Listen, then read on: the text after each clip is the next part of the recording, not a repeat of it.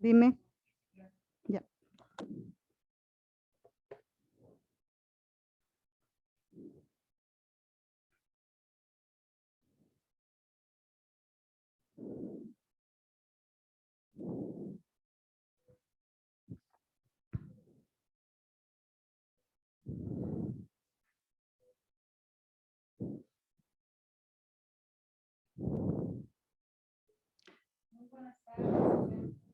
Muy buenas tardes. Sean todos bienvenidos al seminario La probidad del juez. En esta tarde contamos con la participación de la abogada Cristina San Juan, a quien le agradecemos haber aceptado la invitación de la Escuela de la Función Judicial. Antes de iniciar, me permito realizar las siguientes recomendaciones. Cada participante debe ingresar a la plataforma Zoom con su nombre y apellido. Por favor, no usar sobrenombres con la finalidad de registrar su asistencia. En la sección del chat podrán encontrar un link de registro al presente despliegue académico. Por favor, haga clic y complete todos los datos correctamente. Es importante mantener encendidas sus cámaras.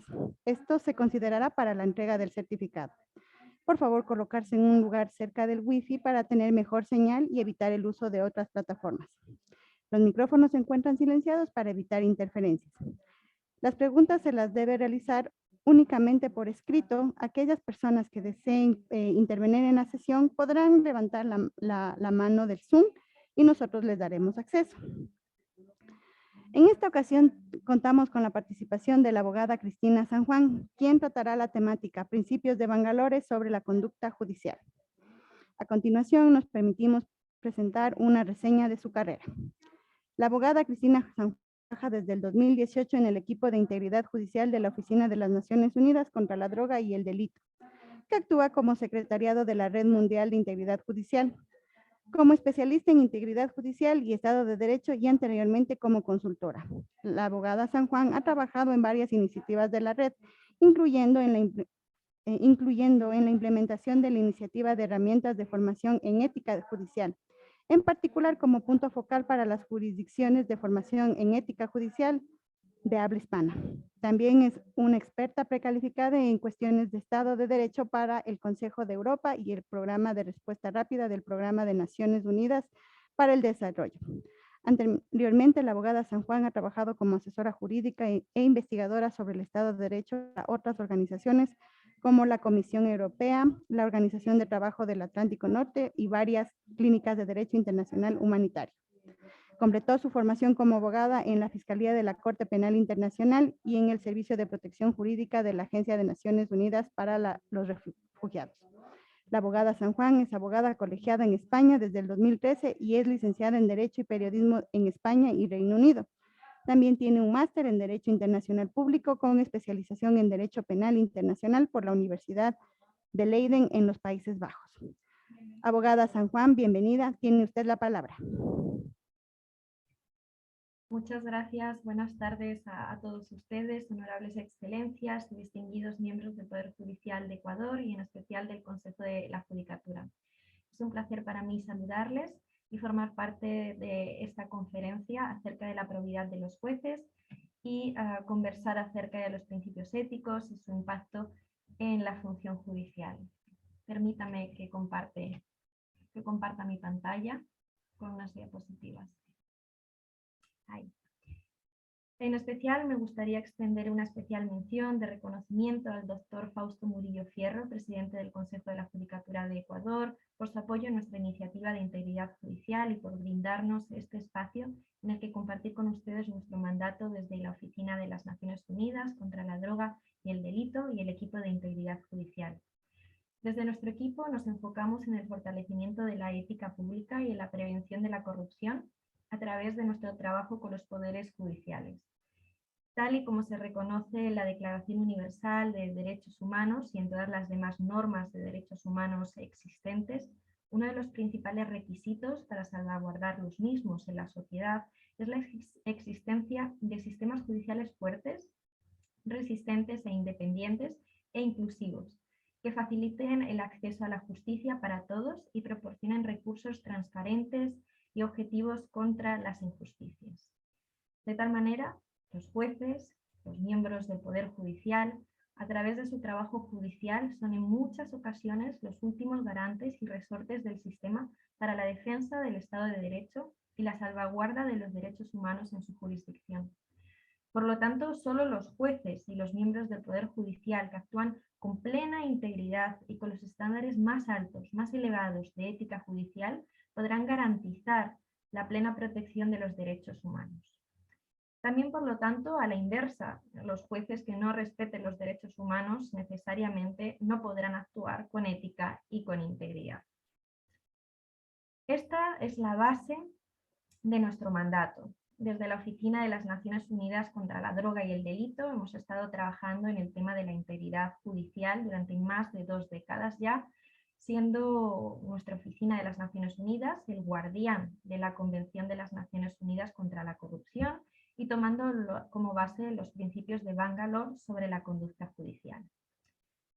Primeramente, permítanme referirme a la Convención de las Naciones Unidas contra la Corrupción y en una segunda parte de esta exposición repasaremos los principios de Bangalore sobre la conducta judicial.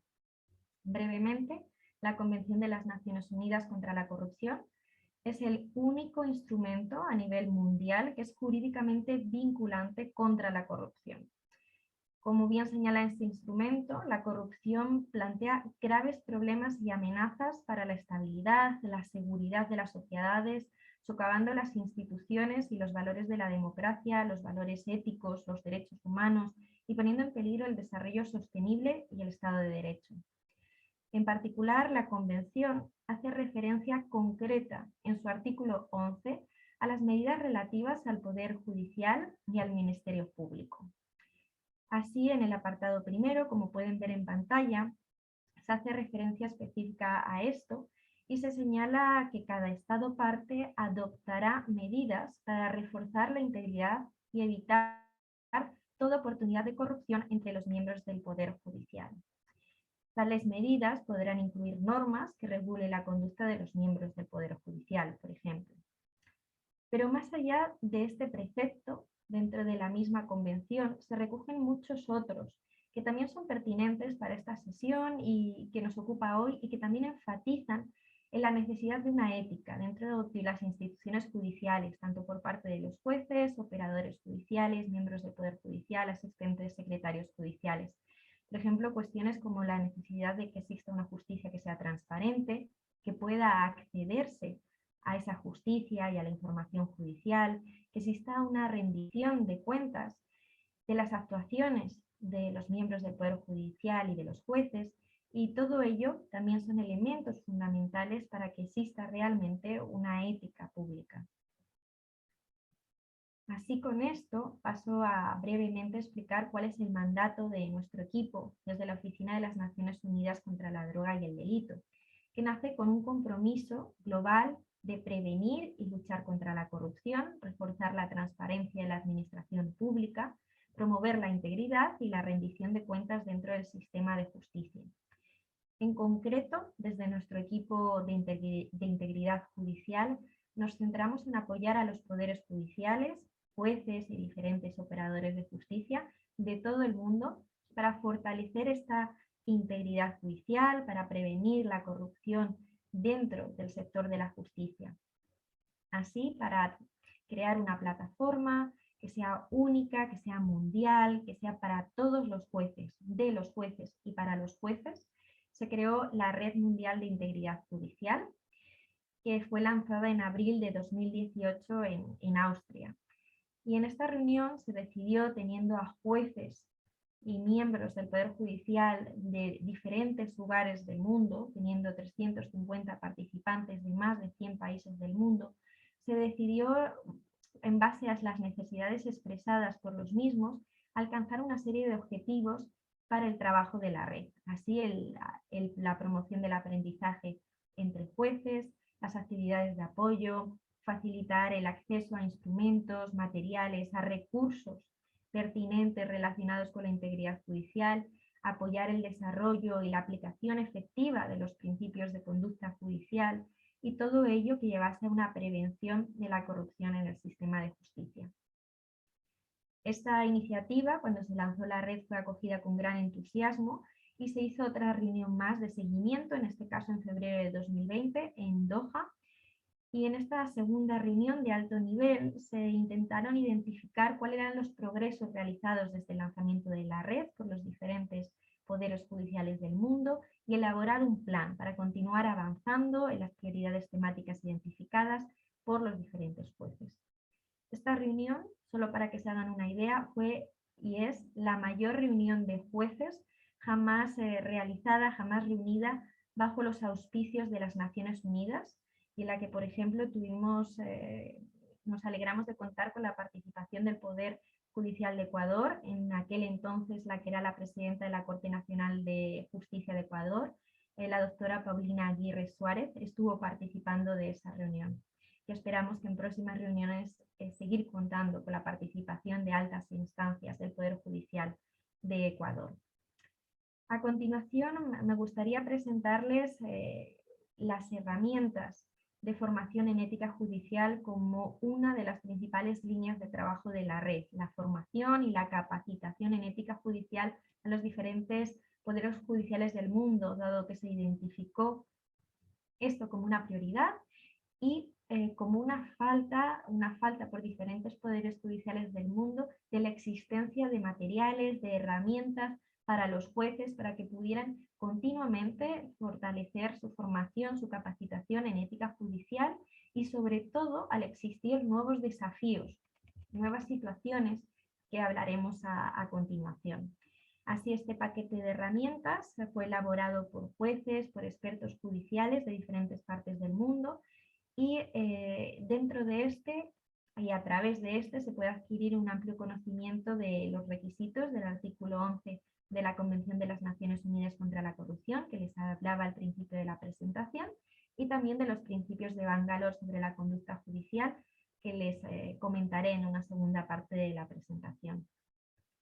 Así, dentro de estas herramientas, por ejemplo, tienen casos reales de otros jueces, diferentes ejercicios prácticos, diferentes situaciones de conductas éticas y no éticas, para de esta manera intentar reforzar los conocimientos de los jueces, exponerlos a diferentes situaciones y entender dónde estarían aquellos límites para la ética judicial y su comportamiento. Este paquete, como quizá algunos de ustedes ya sabrán, porque ya, por ejemplo, han accedido al mismo, está compuesto por tres diferentes herramientas, todas ellas totalmente disponibles en castellano, gratuitamente y accesibles a través de Internet para cualquier persona, juez o miembro del Poder Judicial que esté interesado en acceder a las mismas y reforzar el conocimiento sobre esta. Y que tenemos entendido que por parte del Consejo de la Judicatura también había el deseo y el compromiso de que este contenido, las herramientas de formación, el paquete de formación, fuera parte del currículo educativo obligatorio de los jueces y miembros del Poder Judicial de Ecuador. Así, brevemente, tenemos en primer lugar un curso virtual de aprendizaje a distancia que está accesible a través de Internet, con teoría, casos prácticos, de estudio, ejercicios sobre cuestiones como seguridad, género, el uso de redes sociales y que, según tengo entendido, muchos de ustedes ya han completado y han obtenido sus certificados. Nos alegramos de ello. Tenemos también un curso de aprendizaje autodidáctico, que sería la versión del curso virtual, pero en este caso en el formato escrito, PDF, para en aquellas circunstancias en las que se prefiere un formato físico, como un libro, o en aquellas situaciones en las que no sea accesible Internet o un ordenador desde el que completar el curso virtual. Y por último, tenemos una tercera herramienta que hemos colaborado, que es el manual para los instructores, que en este caso es una guía para los capacitadores judiciales nacionales, para que puedan desarrollar y diseñar el propio curso de formación y adaptar lo que nosotros hemos creado, más a nivel internacional, en este caso, para el nivel nacional, para adaptarlo, para diseñarlo a las circunstancias específicas de su jurisdicción. Además de esto, tenemos una guía que hemos elaborado recientemente, sobre cuáles son los mejores consejos para acceder al curso virtual, dado que también conocimos que algunos de ustedes estaban experimentando algunos problemas técnicos para acceder al mismo y que con gusto también les compartiremos. Con respecto a esto, a continuación les expongo un mapa del mundo para que vean cuál es la dimensión y el impacto de nuestro programa en ética judicial, que ya ha llegado a 74 poderes judiciales de todo el mundo, que llamamos lugares de entrenamiento. Y es un honor para nosotros el poder contar también con Ecuador, representado tanto por la Corte Nacional de Justicia como por el Consejo de la Judicatura, como lugares de entrenamiento y de capacitación para la implementación de estas herramientas. Y asimismo, permítanme expresar mi agradecimiento en particular al doctor Ronalbert de Soto Gaibor, que es el punto de enlace del Consejo de la Judicatura con nosotros, con nuestra oficina. Gracias por su compromiso y la confianza en la red, dado que en el caso de Ecuador, desde que en mayo de 2020 el Consejo de la Judicatura se comprometió como lugar de entrenamiento, vemos como frecuentemente ha ido reforzando su ética judicial a través de diferentes seminarios, capacitaciones y facilitando la formación de la red mundial a los diferentes jueces y miembros del Poder Judicial. Y como resultado a nivel mundial, toda esta capacitación en ética judicial, todo este programa ya ha llegado a más de 7.200 jueces y miembros del Poder Judicial de todo el mundo.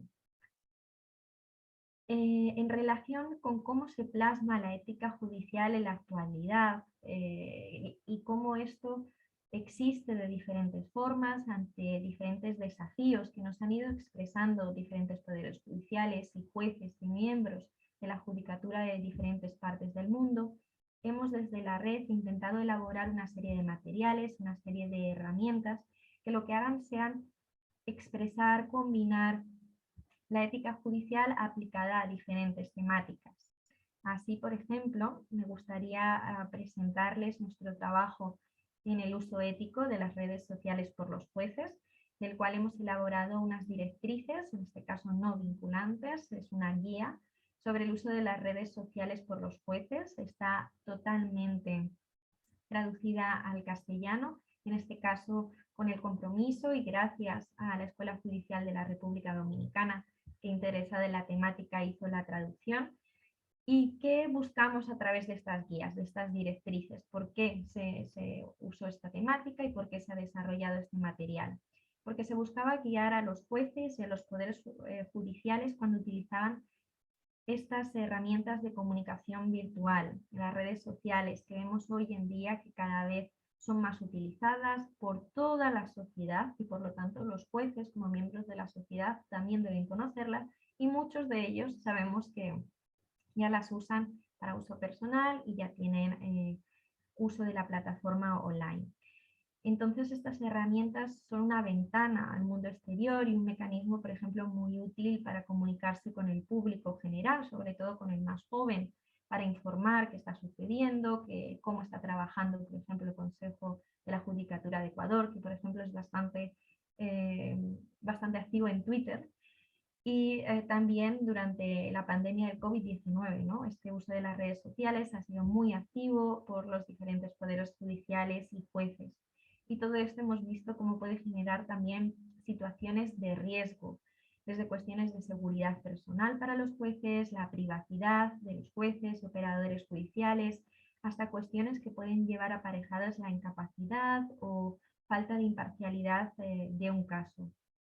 Esto tiene una especial relevancia, dado que esta materia, la materia de las redes sociales, no aparece recogida en los principios de Bangalore, pues las redes sociales apenas tenían gran impacto y se habían desarrollado cuando se redactaron los principios de Bangalore sobre la conducta judicial, por lo que vemos que lo que es la ética judicial es un proceso que continúa siempre adaptándolo a diferentes situaciones y del que debemos continuar aprendiendo. También, como pueden ver en pantalla, hemos estado trabajando con el apoyo de diferentes poderes judiciales del mundo en la elaboración e implementación de códigos de conducta judicial para mantener de manera individual, pero también como parte de las instituciones, los estándares requeridos de ética e integridad judicial. Y como pueden ver, hay una guía sobre cómo elaborar e implementar códigos de conducta judicial que está totalmente disponible en castellano en la página web de la red y que en este caso ha sido traducido gracias a la provincia de Entre Ríos, en Argentina, y lo que busca esta guía es que se adopte un instrumento que sea útil, que determine y aclare las normas de comportamiento de los jueces y que establezca mecanismos institucionales que sean útiles para hacer cumplir este instrumento de ética judicial. También me gustaría mencionarles otra temática en la que hemos estado trabajando, que son las cuestiones relativas a la integridad judicial y al género, en la que hemos publicado un documento dedicado a esta temática y que en particular hemos relacionado con cuestiones de corrupción judicial, como por ejemplo la extorsión sexual, que es una forma de explotación sexual y de corrupción que se produce cuando personas en posiciones de autoridad, como por ejemplo dentro del ámbito judicial, pueden ser los propios jueces, tratan de extorsionar favores sexuales a cambio de algo que está en su poder conceder o retener. Así, la extorsión sexual es una forma de corrupción en la que es el sexo, en lugar del dinero, la moneda de este soborno. En particular en esta temática también me gustaría resaltar que el pasado 10 de marzo y tras previa aprobación de la Asamblea General de las Naciones Unidas, celebramos por primera vez el Día Internacional de las Mujeres Juezas, y así va a ser todos los 10 de marzo cada año.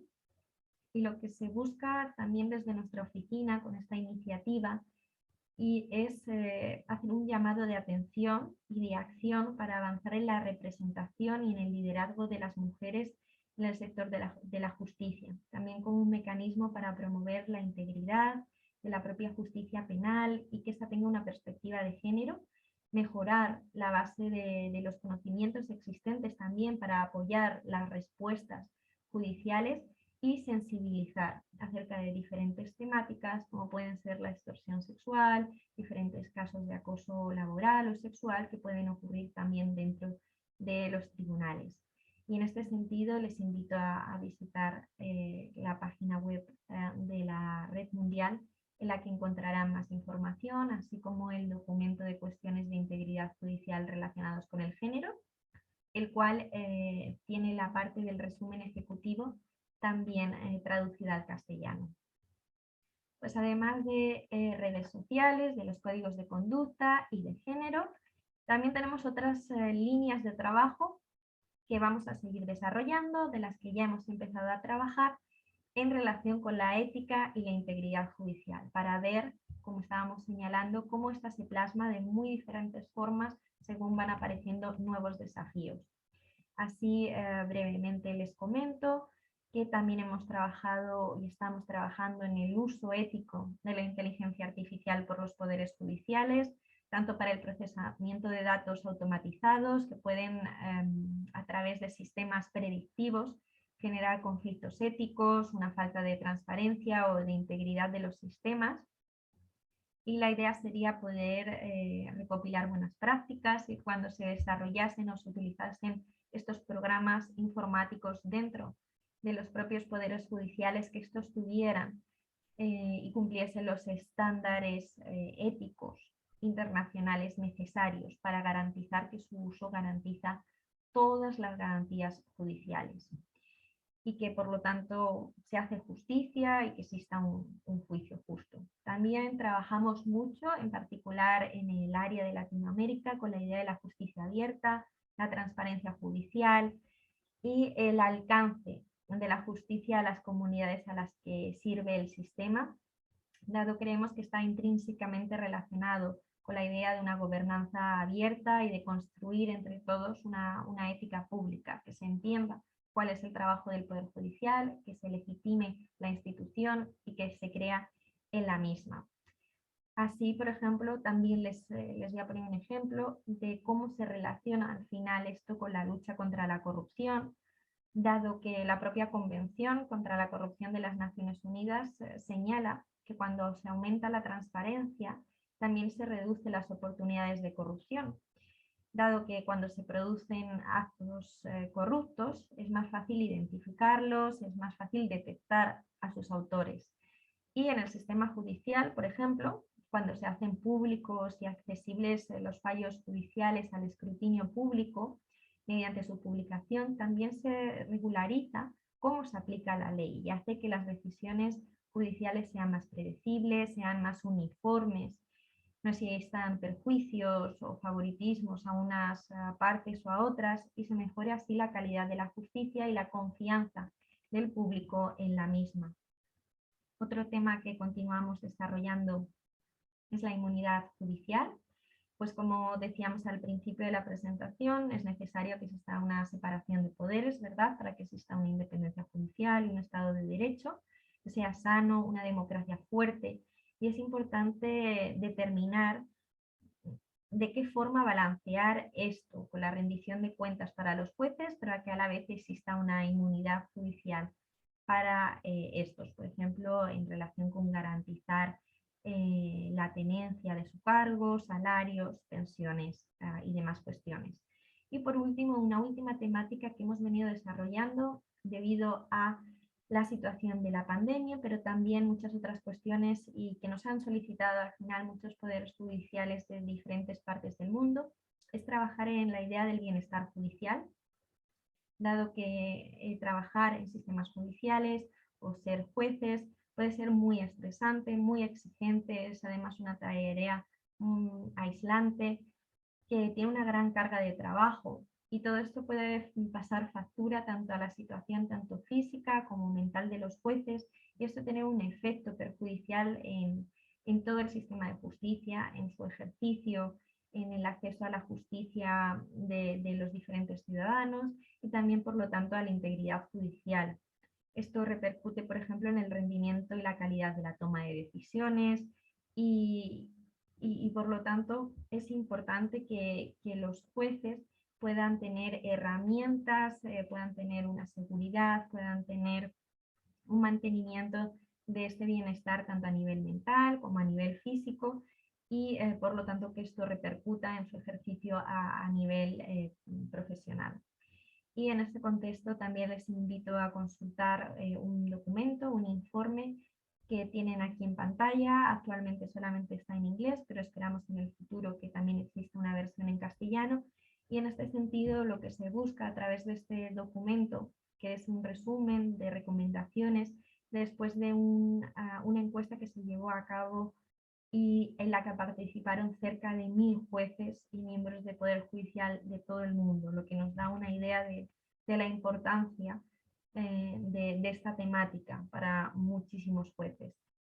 Toda esta información está disponible en la plataforma virtual de la red, incluyendo programas de capacitación, podcasts, seminarios, artículos de opinión, una biblioteca virtual especializada en integridad judicial con más de 2.200 volúmenes, y también si quieren contactarnos se pueden registrar para recibir nuestro boletín por correo electrónico con la información más reciente del trabajo de la red. Y ahora sí pasamos a una segunda parte de esta sesión, que se centrará en los principios de Bangalore sobre la conducta judicial, como habíamos mencionado al principio de la presentación. Para el comportamiento ético de los jueces con respecto a los estándares éticos, nuestro equipo guía su trabajo con respecto a lo referido en los principios de Bangalore sobre la conducta judicial. ¿Qué podemos decir de los principios de Bangalore? Que son directrices que son universalmente reconocidas para los jueces, judicaturas de todo el mundo, para aplicarlas a su vida, tanto personal como profesional. Pues se entiende que la legitimidad de la institución judicial está íntimamente relacionada con la imagen y el comportamiento de los jueces y también de los diferentes operadores de justicia. Tanto lo que se hace como lo que parece que se hace en muchas ocasiones. Y esto impacta por consiguiente en la imagen que perciben los ciudadanos de la propia institución judicial y de la idea de justicia, de cómo se hace justicia. Los principios de Bangalore se elaboraron en el año 2002 a nivel internacional y se formularon para servir de guía a los jueces cuando desempeñasen sus funciones judiciales, así como proporcionar un marco que regulase esta conducta judicial en los diferentes Estados miembros de las Naciones Unidas. Y me gustaría especialmente mencionar que los principios de Bangalore es el primer instrumento que no ha sido redactado por representantes gubernamentales, es decir, que no ha participado exclusivamente miembros del poder ejecutivo, sino de otros poderes, como por ejemplo el judicial, que ha sido aceptado y respaldado por las Naciones Unidas. Esto nos da una idea de la importancia que tienen los principios de Bangalore, dado cómo se crearon, cuál es el compromiso también para el cumplimiento y aplicación de estos. Así, los principios de Bangalore fueron presentados en la Comisión de Derechos Humanos de las Naciones Unidas en el año 2003 y fueron posteriormente avalados por el Consejo Económico y Social de las Naciones Unidas en el año 2006, que invitaba a los Estados parte a alentar a sus poderes judiciales, a sus jueces, a sus judicaturas, a tomar en consideración estos principios, a examinarlos, a elaborar normas con respecto a esta conducta judicial que enmarcaban los principios de Bangalore. Y en 2007 se elabora un comentario con respecto a estos principios de Bangalore que busca ahondar y aclarar situaciones sobre los mismos. El comentario en particular es bastante útil, pues es muy detallado, pero también da ejemplos muy prácticos sobre diferentes cuestiones, como pueden ser las relaciones de los jueces con los medios de comunicación, por ejemplo, o diferentes cuestiones más elaboradas sobre si un juez debe ir a un club nocturno o no. Y además tiene su base en los propios jueces y en diferentes normas judiciales de las diferentes regiones del mundo, lo cual también hace que este documento sea muy interesante. Con respecto a los principios de Bangalore, brevemente, aunque supongo que algunos de ustedes ya los conocerán de memoria, los 6 principios de Bangalore son el principio de independencia, el principio de imparcialidad, el principio de integridad, de corrección, de igualdad y, por último, competencia y diligencia. Y lo que hemos visto en la práctica es que estos principios de Bangalore han sido implementados, han sido traducidos, han sido incorporados por muchas jurisdicciones y poderes judiciales a lo largo del mundo, ya sea a través de los códigos de conducta que reproducen muchos de estos principios, los códigos deontológicos, para la guía y para el comportamiento judicial de los jueces de los diferentes estados parte, y también son utilizados como base en muchas opiniones de consejos de la judicatura y órganos disciplinarios. Así me gustaría brevemente analizar y ver con ustedes un poquito en detalle cada uno de estos principios. Brevemente, por supuesto, hay mucho que comentar sobre cada uno de ellos, pero a repasar cuál es su contenido, cuáles son algunas de sus cuestiones más prácticas también. Y, por supuesto, como siempre, invitarles a que visiten nuestro curso virtual en el que tienen, por supuesto, muchos más ejemplos sobre cada uno de ellos y su implementación práctica.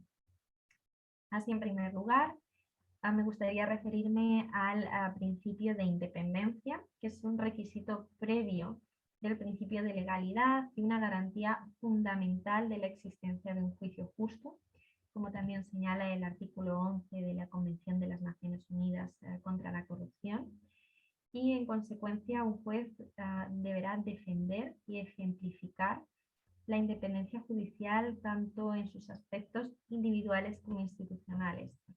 Esto es una cuestión que es necesaria recalcar. Un juez no es solamente un juez, o un operador judicial no es solamente un operador judicial mientras está ejerciendo su trabajo, sino también debe tener ciertos estándares, ciertas cautelas cuando desarrollando su ámbito personal o su ámbito privado.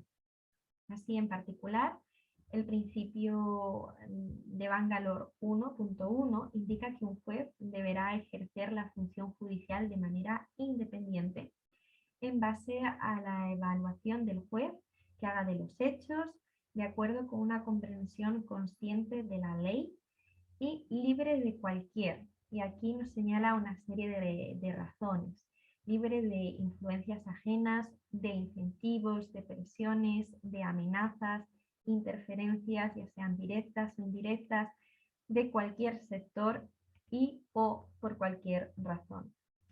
Esto se evidencia como una responsabilidad del propio juez que lo diferencia de un ciudadano de a pie y que está íntimamente relacionado con su función judicial, pero que se extiende tanto a su ámbito personal como al posible impacto que estas actuaciones pueden tener o poder repercutir en toda la institución judicial. Así, esta idea de la independencia, del principio de independencia, aparece desarrollada por el propio comentario que señalábamos anteriormente, los principios de Bangalore, que nos da algunos ejemplos, por ejemplo, sobre cómo se implementa en la práctica este principio. Por ejemplo, a los jueces hay que garantizarles una seguridad de tenencia, una seguridad financiera, una independencia también de la propia institución judicial con respecto a otros poderes ejecutivo y legislativo del Estado. Y este principio es fundamental en la necesaria separación de poderes. Discúlpenme, volvemos uno para atrás. Ajá.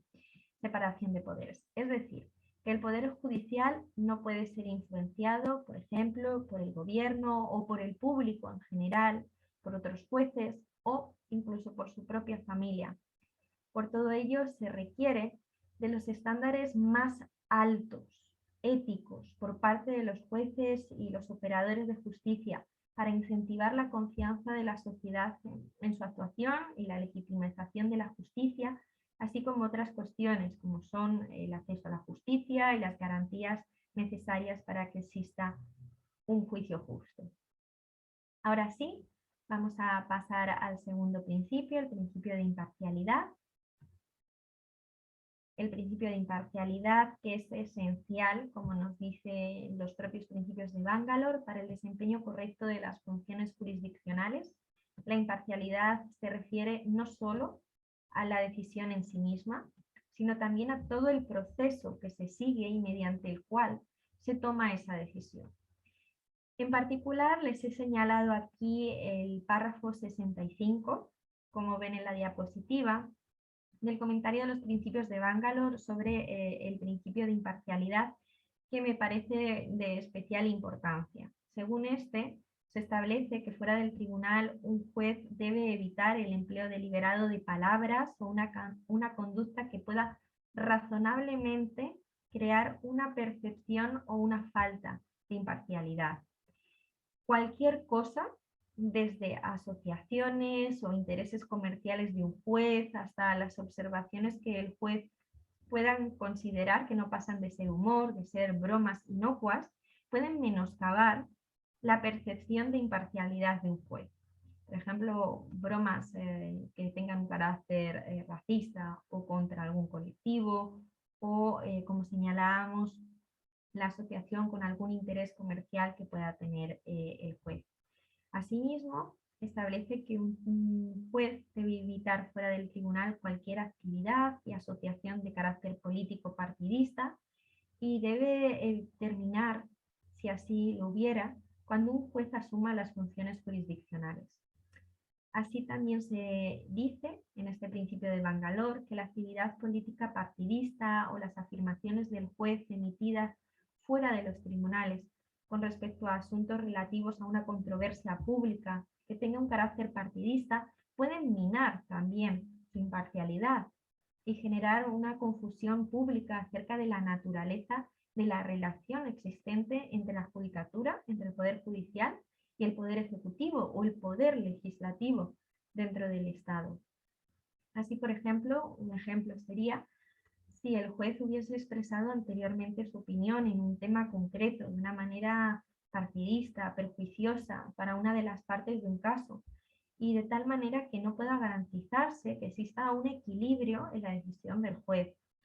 Por ejemplo, el anuncio por parte de un juez, ahí volvemos a imparcialidad, el anuncio por parte de un juez de que se ha acordado condenar a prisión a todos los delincuentes condenados por un determinado delito, dependiendo de las circunstancias, suele dar derecho a un acusado a descalificar a un juez por el hecho de que ha anunciado una opinión fija sobre cuál sería la pena adecuada para el delito del cual se les acusa.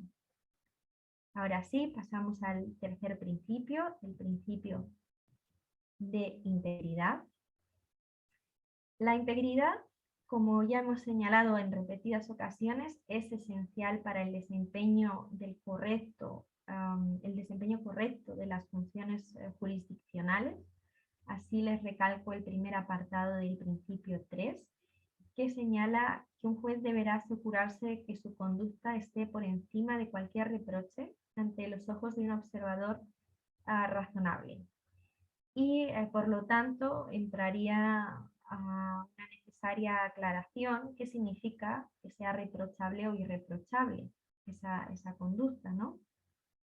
Y en los párrafos 103 al 105 del comentario de Bangalore nos ofrecen una serie de orientaciones en las que se señala que un juez debe mantener estándares elevados en su vida privada, así como en su vida pública, que un juez no debe violar los estándares comunitarios universalmente aceptados, pero que a su vez debe tener en cuenta cuál es la diversidad cultural y la evolución constante de los valores morales que existen en su comunidad. Y un juez no debe participar en actividades que desprestigien claramente a los tribunales y al sistema legal en su conjunto. Así se hace referencia a la máxima de que hay que ver cómo se hace justicia para que esta justicia sea cierta. Paso a continuación al cuarto principio de los principios de Bangalore, que es el principio de corrección. Este principio sería tanto el principio de corrección como la apariencia de esa corrección, y que son esenciales para el desempeño de las actividades de un juez y de un operador de justicia. Esta corrección requiere la conformidad con los estándares de comportamiento, de moral, que se aceptan de manera convencional en su comunidad. Así, por lo tanto, relacionándolo, por ejemplo, con la integridad, con el principio de integridad que acabamos de ver, la corrección es en esencia la otra cara de la integridad, porque mientras que la integridad refleja el lado más privado de los valores de un juez, podemos decir que la corrección refleja más su lado público. Así, aunque un juez, como cualquier otro ciudadano, tiene derecho a una vida privada, el párrafo 114 del comentario enfatiza, por ejemplo, que un juez debe esperar ser objeto de constante escrutinio, de posibles comentarios públicos, y que por lo tanto debe entender y debe aceptar la existencia de restricciones en sus actividades, lo que puede verse como una carga para un ciudadano común. Por ejemplo, puede aparecer en medios de comunicación sus sentencias y otra información del propio juez, en las propias redes sociales, como habíamos mencionado, que están hoy en día en todos lados, así como debe tener cierta precaución a la hora de visitar frecuentemente lugares como pueden ser bares a altas horas, lugares de juego o de mala reputación, así como intentar evitar estar en el medio de controversias públicas o controversias mediáticas que puedan existir sobre ciertas temáticas.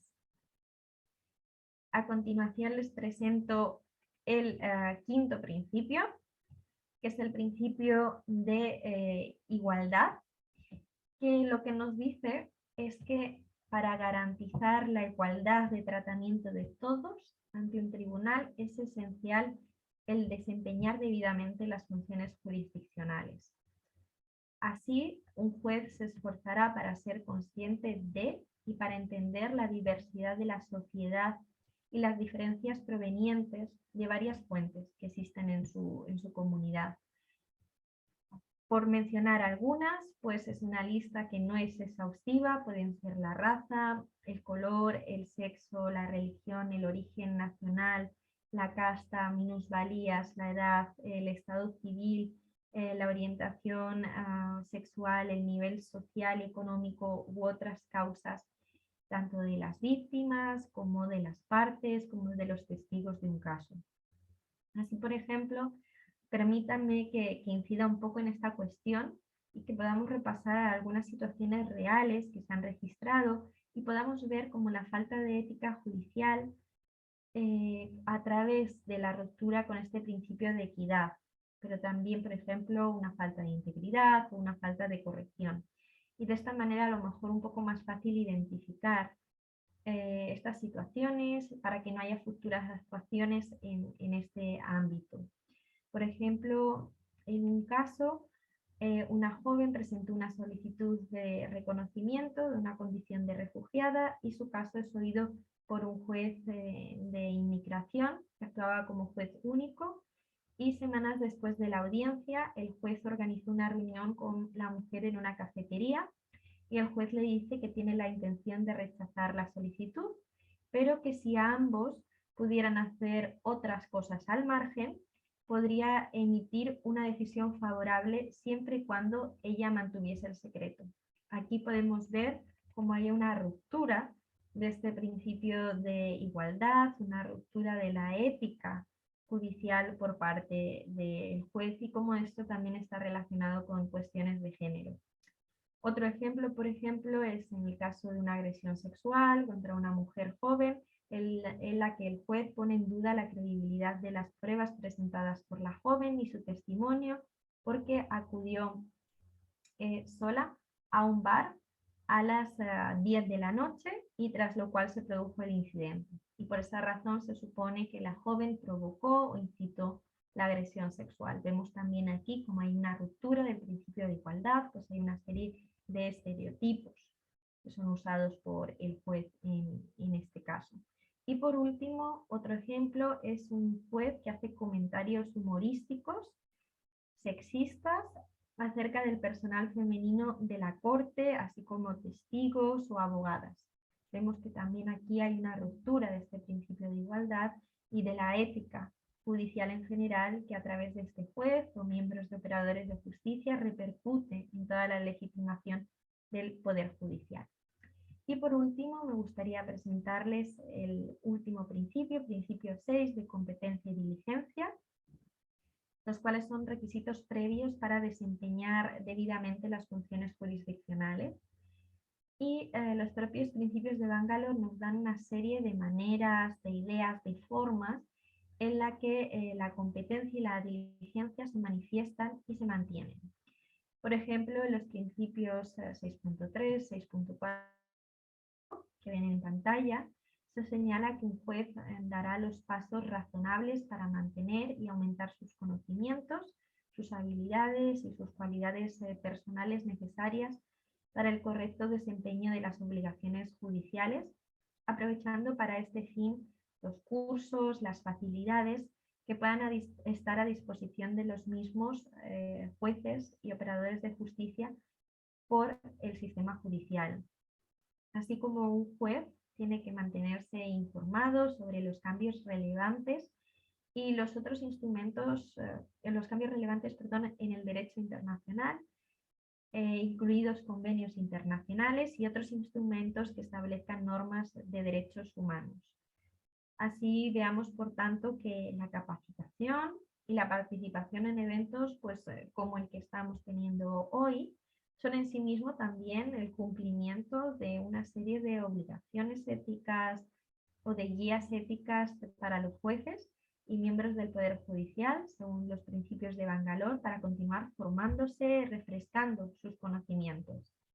Y como pueden ver, aunque estos principios fueran en su inicio redactados para guiar a los jueces, los miembros también de la judicatura, otros operadores judiciales, asistentes, secretarios judiciales, deben conocerlos, deben entenderlos, deben asegurarse de que los jueces se guíen en base a estos y ustedes mismos, como miembros del Poder Judicial, seguir esta implementación. Y antes de concluir, me gustaría dejarles nuestros datos de contacto, los datos de la Red Mundial de Integridad Judicial, mis datos, la dirección de nuestra página web en español, y agradecer en primer lugar de nuevo al Poder Judicial de Ecuador y particularmente al Consejo de la Judicatura la invitación a la Oficina de las Naciones Unidas contra la Droga y el Delito a participar, y a nuestro equipo, el equipo de Integridad Judicial para compartir nuestro trabajo, estos conocimientos, los materiales y herramientas que vamos elaborando en base a la identificación de desafíos por parte de los jueces y miembros del Poder Judicial, así como el compromiso reiterado en esta temática, en la ética judicial que tiene el Consejo de la Judicatura de Ecuador. Así que espero que esta información les parezca útil y extendemos de nuevo la invitación para que todos ustedes se unan a la Red Mundial de Integridad Judicial para continuar juntos reforzando la ética del sistema de justicia. Y a continuación espero con interés sus preguntas. Si tienen alguna duda al respecto de la presentación, de nuestro trabajo, pueden contactarme si lo desean a través de la información en pantalla, y si no, según me han dicho los organizadores, también tendrán ahora la oportunidad a través del chat o levantando la mano. Muchas gracias y quedo a su disposición.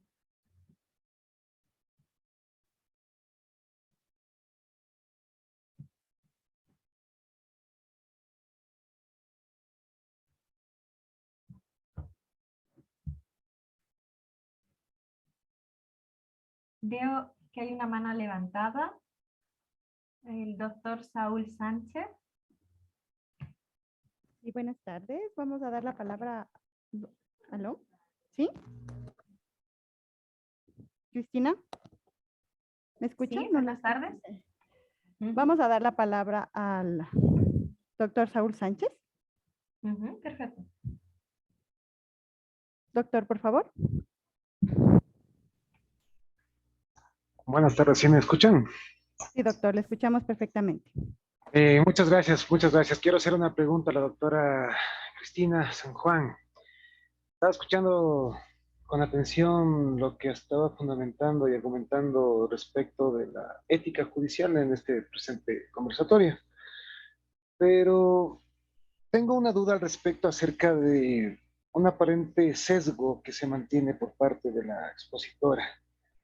Se ha indicado que, bueno, ha dado ejemplos acerca de, ¿cómo le podría indicar? Sexismos por parte del hombre a la mujer, que sería un motivo de corrupción dentro del sistema judicial. Y la pregunta es, en específico, las mujeres también, o las mujeres nunca realizan nada en contra o en contra de la moral, en contra de la ética. Son personas que están excluidas de cometer error o de cometer alguna circunstancia ajena a la moral, porque me parece, y quisiera preguntarle a la señora, a la expositora Cristina, que veo que también se está riendo, pero no importa. Quisiera preguntarle si existe realmente sesgo por parte de la expositora y si eso no se podría considerar como como un acto de corrupción también al momento de tener una decisión judicial. Eso es, muchas gracias. Muchas gracias, doctor Saúl Sánchez. Estaba sonriendo porque me parece, de hecho, una pregunta muy interesante.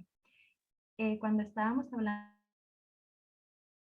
a la integridad judicial y al género, uno de los ejemplos, por ejemplo, que he puesto es en relación con la extorsión sexual, la que llaman la sextorsión. Y aquí, como he señalado, la corrupción se produce cuando personas en posición de autoridad, es decir, esto puede ser un juez o una jueza.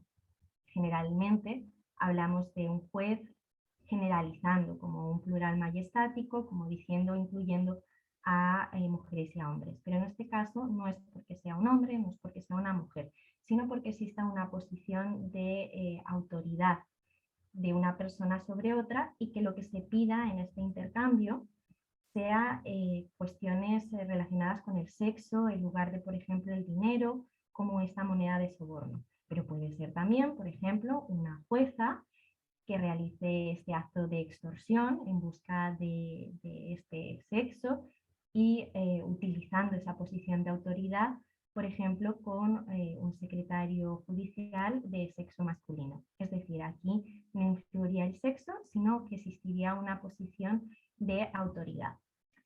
Algunos ejemplos que he mencionado, como bien ha señalado, utilizo el masculino como forma generalizada de hablar de juez o jueza, y hay algunos ejemplos que hemos recabado que son ejercidos por jueces hombres y otros por jueces mujeres.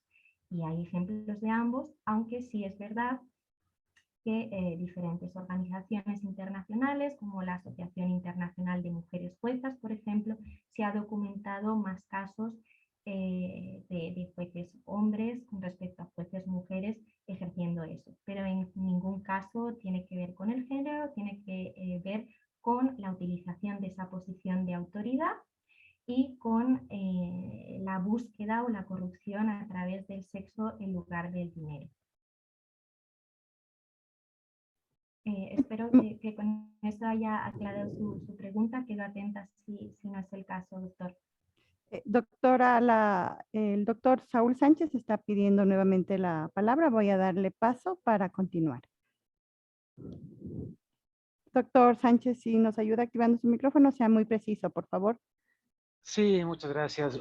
Ha respondido perfectamente la pregunta, pero como ya le indicaba, ¿no? Existió solamente la ejemplificación respecto de el hombre hacia la mujer. Entonces yo estaba haciendo esa pregunta como una observación. Muchas gracias y hasta luego. Gracias por su pregunta, y en cualquier caso, muy interesante y muy contentas también de recibir estos comentarios para futuras presentaciones. Gracias, doctor. Gracias, doctor. Vamos a dar la palabra a la abogada María Angélica, por favor. No, creo que bajo la mano. Doctor Álvarez, por favor.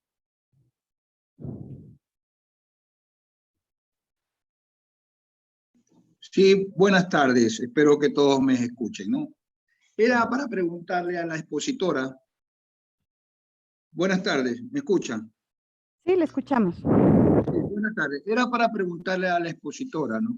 En cuanto al juez y la política.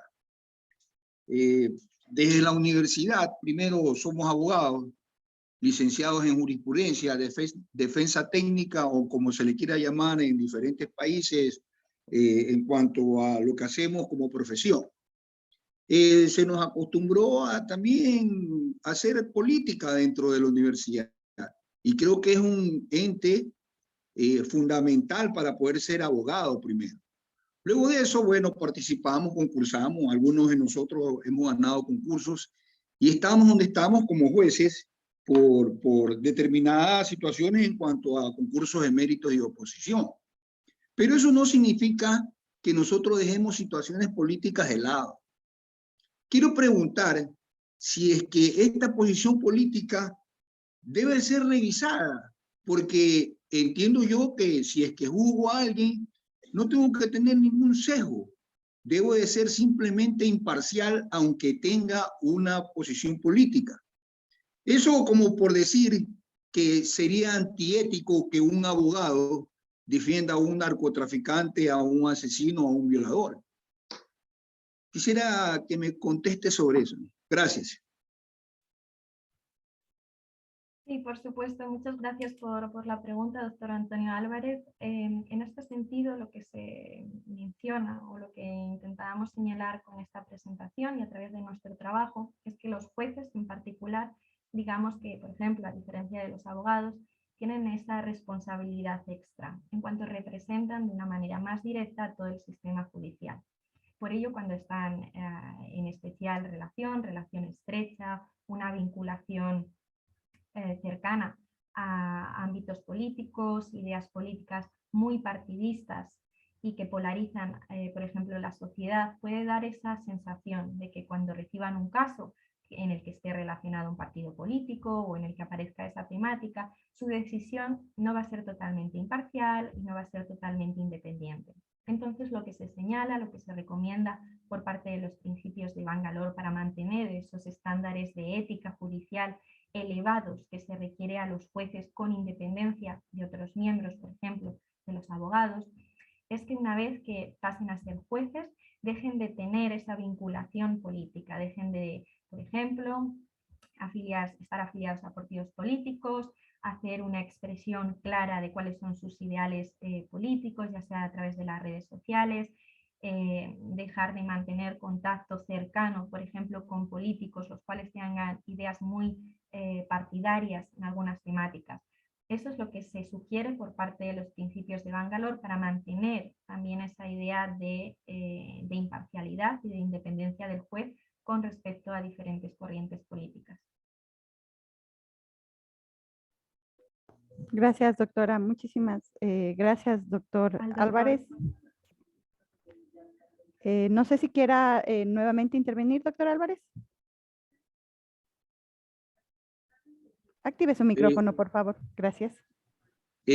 No, gracias. Creo que fue suficientemente claro en cuanto a la vinculación del abogado hasta cierto punto en cuanto a la política. Muchísimas gracias.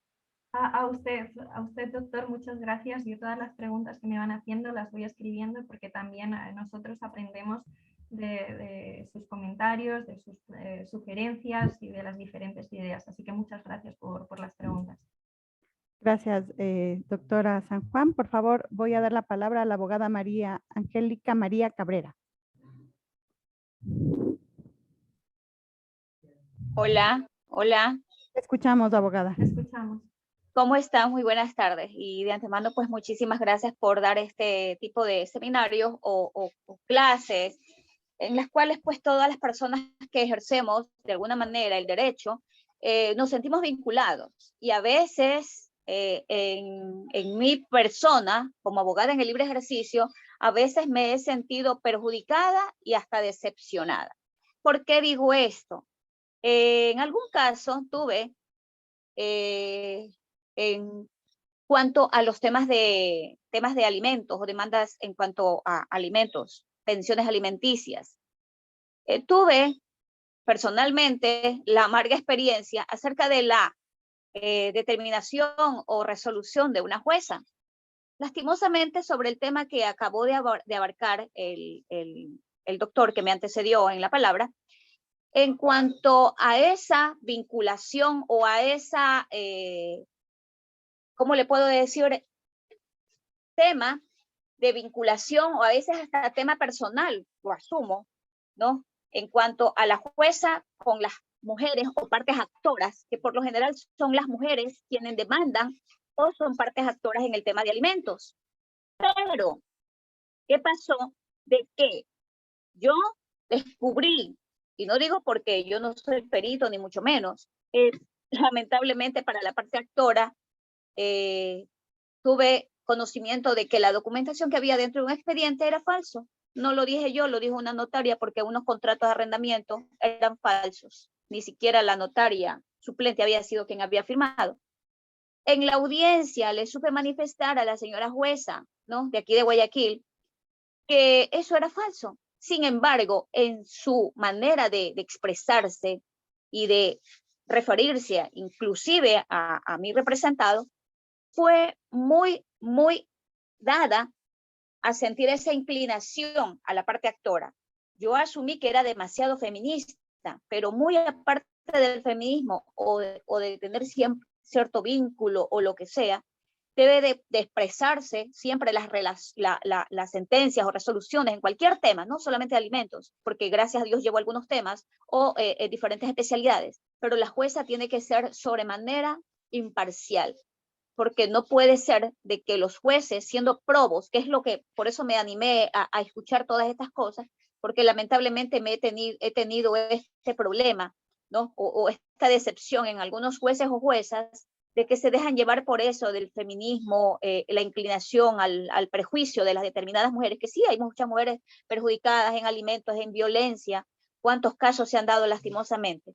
Pero sin embargo hemos tenido, los abogados en el libre ejercicio tenemos ese problema, y ojalá que a partir de aquí, en este tema que se ha tocado, se ahonde para que los jueces o juezas, no les digo de las personas que estamos interviniendo, no sé quiénes me estarán escuchando exactamente, pero para que sean probos, porque debe de ser imparcial sus resoluciones y o sentencias en cuanto a todos los temas. Obviamente que debe de haber pues una exhaustiva revisión del expediente, Entonces, siempre debe de haber esto, de que la imparcialidad y el derecho al debido proceso debe de estar en todas las instancias y en todos los temas que se abarquen, para que tanto jueces como abogados en el libre ejercicio tengamos ese buen sabor de que la justicia en nuestro país tiene que tomar un rumbo mejor, un mejor rumbo. ¿Por qué? Porque a veces el desmotivado, que a uno como persona, como mujer o como hombre, en el caso de los abogados, colegas en el libre ejercicio, se siente desmotivado. Pero qué bueno que se ha enfocado y se ha enfocado de manera muy profunda, lo veo así yo, a mi noble y humilde criterio, de que se debe de abarcar esto, de que la imparcialidad debe de sobremanera siempre primar en todas las resoluciones y en cualquier tema que se abarque. Hasta aquí mi intervención. Muchas gracias, doctora Angélica María Cabrera. Muchas gracias por sus aportaciones. Realmente sí, esta es la idea de los principios de Bangalore y de la exposición y también nuestro trabajo de formación y capacitación con jueces.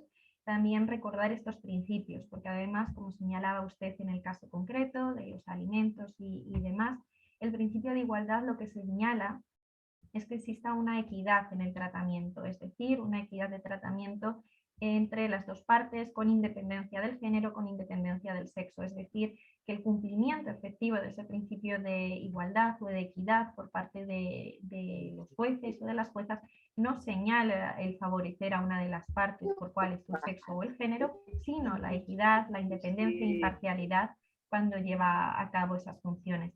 Así que por eso nuestro trabajo con los jueces, porque vemos también, como usted muy bien ha señalado, cómo a través de la falta del cumplimiento de la ética judicial de los jueces, cómo esto repercute a todo el sistema judicial y hace que no haya esa legitimidad del sistema y de hacer justicia, tanto por los usuarios del sistema, como en su caso explicaba a Angélica, que según he entendido,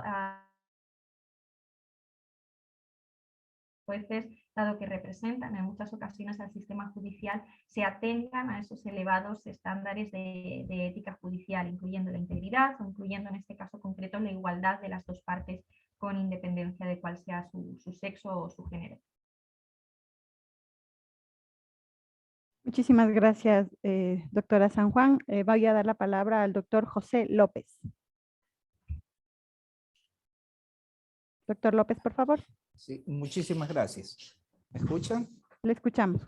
Gracias. ¿Cómo están? Muy buenas tardes a todos. Doctora Cristina, un placer haberla escuchado en estas intervenciones en las cuales pues nos hacen conocer ciertas directrices que a veces pues las desoímos o nos hemos olvidado, pero a través de esta capacitación pues estamos recordándonos los principios que como ética deben cumplir los señores jueces.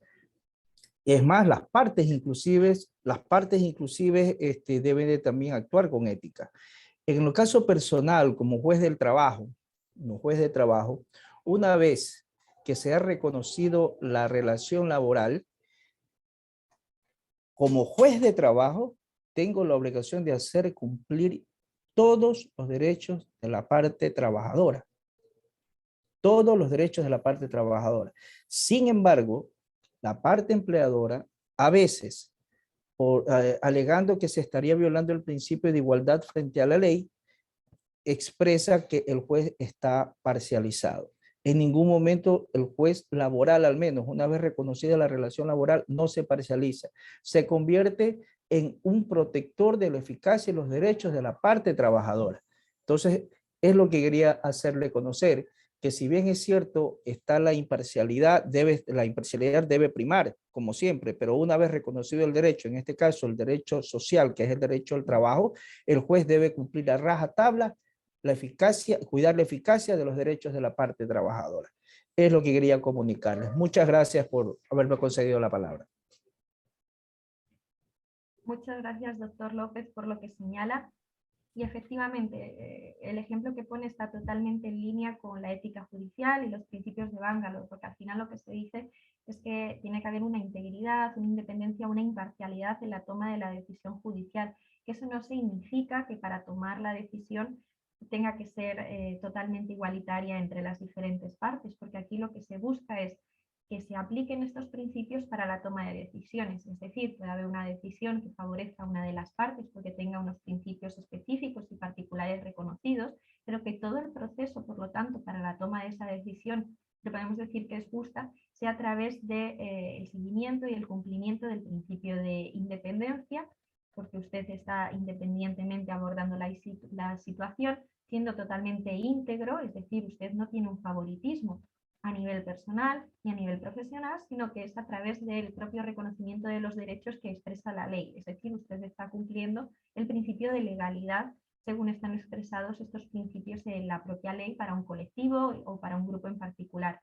Entonces, digamos que la idea no es tanto sobre el resultado final, sino es cómo se toman las sentencias, cómo se toman las decisiones y cuál es el comportamiento del juez, y que el comportamiento de ese juez sea en base a estos principios éticos.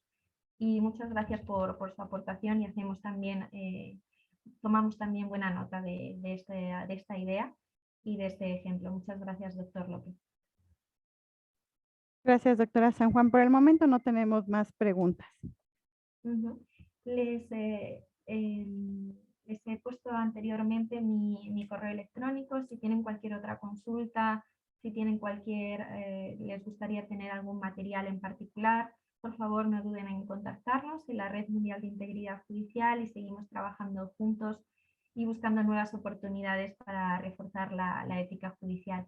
Muchas gracias por sus preguntas, por todas ellas, y tomamos muy buena nota de ello. Muchísimas gracias, doctora San Juan. Para la Escuela de la Función Judicial estamos muy contentos de contar con su participación en estos procesos, y esperamos que no sea la última vez de que contemos con su apoyo y de la Red Mundial de Integridad Judicial. Con esta intervención nosotros damos por finalizado esta sesión. Recordamos a los participantes que el único medio de verificación de su asistencia va a ser el registro de asistencia que hemos ubicado en la sección del chat. Por favor, para que se den unos minutos y completen los datos. Tengo que recordar también que las personas que se beneficiarán de la certificación de este proceso serán aquellas personas que han asistido las 2 sesiones. Por parte de la Escuela de la Función Judicial, le reiteramos el agradecimiento, doctora San Juan, por parte del señor director Danilo Caicedo y del Consejo de la Judicatura. Muchísimas gracias por su participación y asistencia. A ustedes, muchas gracias.